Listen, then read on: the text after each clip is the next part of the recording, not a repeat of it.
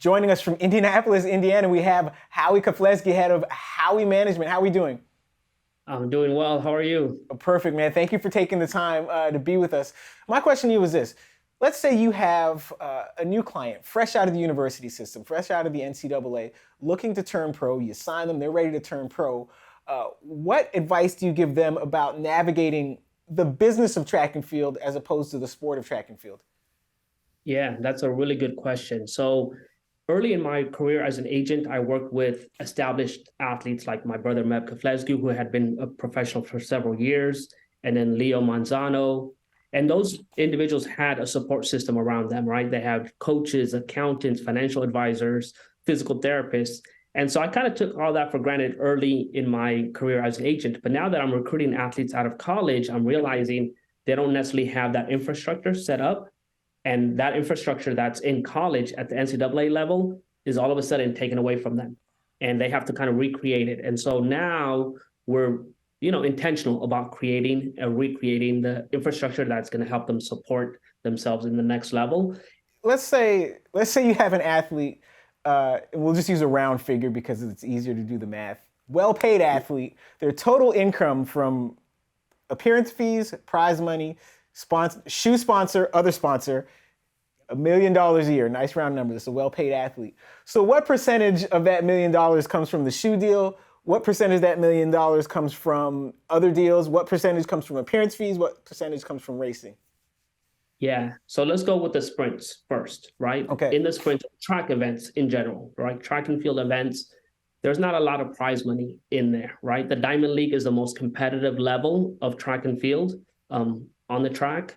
And that you win the Diamond League is $10,000, right? You win the Prefontaine Classic, for example, you win $10,000. Sponsorship is huge, especially for track and field athletes. The majority of their revenue comes from sponsorship. So if you are an Olympic medalist or gold medalist or world record holder, the vast majority of your revenue will come from the footwear and apparel sponsor. That's usually the biggest one.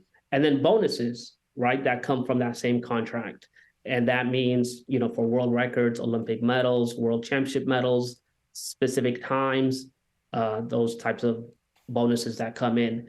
Now, when it comes to like marathoners, for example, there's a lot of opportunity for significant appearance fees and prize money.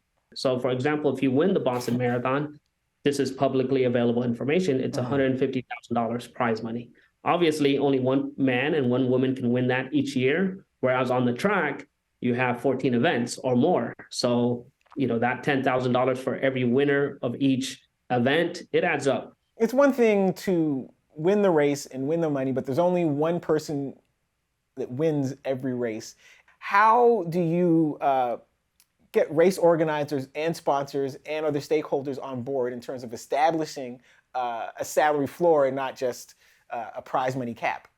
I think the way to do it is you got to start somewhere. And I think the Diamond League, in my opinion, is a good place to start in track and field. I think with the marathons, there's significant prize money and there's decent appearance fees that are paid. So I think we're in a pretty good situation when it comes to road races and especially marathons. But I think on the track side, we do have a lot of room for growth. And because sponsorships are so important, I think the races are getting away with paying less. And some of these top athletes get paid significant appearance fees to compete at these events. In my opinion, I think all those appearance fees that nobody sees, right?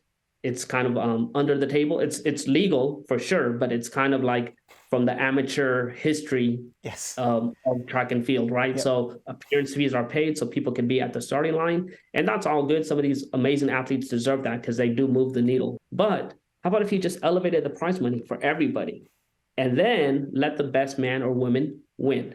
Obviously, the challenge is a Diamond League event has so many different events and disciplines that are competed and so many athletes. But I really do feel like if you're, number one in the world in the hardest event, $10,000, with inflation and everything else that's going on in the world, I think we need to kind of value our athletes a little bit more and not require or depend on sponsorships as much. Right, and because I was going to ask you too especially about ASICs specifically, because they're spending big money at both ends of the spectrum. Like, how much healthier does that make the sport overall when the top athletes aren't as beholden to the generosity and also the whims of one or two major companies? At the end of the day, we want the best for the athletes, and the more opportunities there are for athletes, the better it is for, I think, in our industry. But now there's a lot of new brands that are entering the footwear space at a high performance level, right? There, Puma is getting into middle and long distance running in the United States. Asics just signed Fred Curley, Hoka, On, Brooks. I think when you have a lot of power, focus concentrated on one or two companies, it's really hard for the athletes to have any leverage or an even playing field. But I think now it's a very healthy time in our sport where there's a lot of contenders and potential sponsors for the athletes. Perfect. Howie, thanks for having taken the time to be with us today, and have a great rest of the season. Thank you so much, Morgan.